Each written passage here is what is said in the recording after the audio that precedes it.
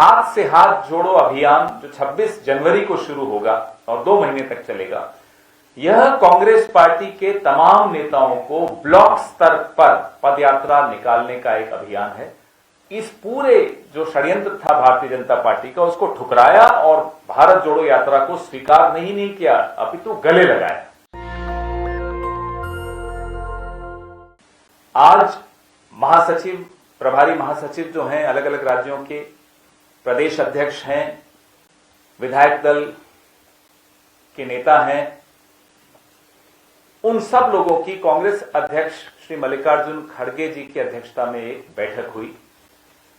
इस बैठक में उन राज्यों में जहां से भारत जोड़ो यात्रा सफलतापूर्वक निकल चुकी है, उन सबको कांग्रेस अध्यक्ष ने बधाई दी। वो बधाई के पात्र हैं भी, क्योंकि बहुत सफलतापूर्वक भारत जोड़ो यात्रा वहां से निकली है। उन राज्यों में जहां भारत जोड़ो यात्रा को नहीं जाना है, गैर यात्रा जो राज्य हैं, उन्होंने भी अपने अपने राज्यों में ये मुहिम शुरू की है। भारत जोड़ो यात्रा एक यात्रा के रूप में शुरू हुई, एक अभियान बनी और अब एक आंदोलन का रूप उसने ले लिया है। पूरे देश में बच्चे बच्चे के मुंह पर भारत जोड़ो यात्रा का नाम है।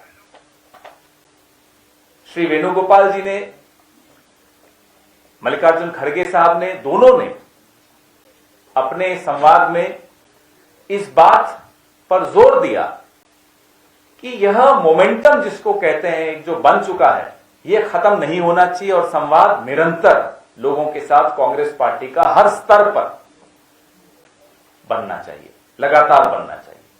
इसी सिलसिले में हाथ से हाथ जोड़ो अभियान जो 26 जनवरी को शुरू होगा और 2 महीने तक चलेगा, यह कांग्रेस पार्टी के तमाम नेताओं को ब्लॉक स्तर पर पदयात्रा निकालने का एक अभियान है।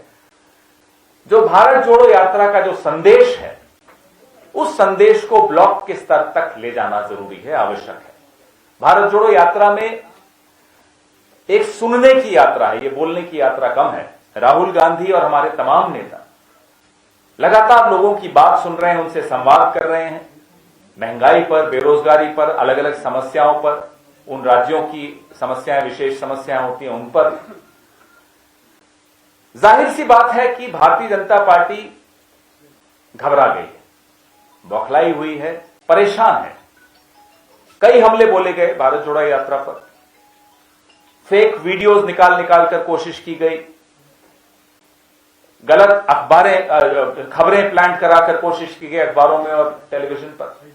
लेकिन लोगों ने इस पूरे जो षड्यंत्र था भारतीय जनता पार्टी का, उसको ठुकराया और भारत जोड़ो यात्रा को स्वीकार नहीं किया, अपितु गले लगाया। अब एक पत्र भेज दिया गया, जैसा कि अभी वेणुगोपाल जी बता रहे थे। स्वास्थ्य मंत्री ने गहलोत साहब और राहुल जी को एक पत्र लिख दिया, किसी और को नहीं लिखा। कल भी मैं उदाहरण दे रहा था हरियाणा में कि गुजरात में बहुत बड़ा आयोजन, कांकरिया कार्निवल होने वाला है। 4 लाख लोग प्रतिदिन उसमें आने वाले हैं।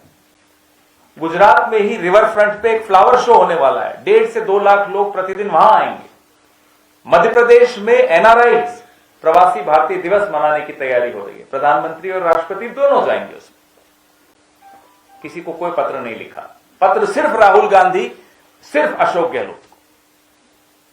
यहां तक कि राजस्थान में सतीश पुनिया, भारतीय जनता पार्टी के अध्यक्ष, ने कल स्वास्थ्य मंत्री को एक तरह से अंगूठा दिखाते हुए कहा, मैं अपनी जन आक्रोश यात्रा चालू रखूंगा, मैं नहीं रोकूंगा। और आज हमने चित्र देखे उस जन आक्रोश यात्रा के, न कोई मास्क है, न कोई प्रोटोकॉल है। भीड़ तो ज्यादा नहीं आती भारतीय जनता पार्टी की यात्राओं में, लेकिन चलिए जो भी है, जितनी भी भीड़ है।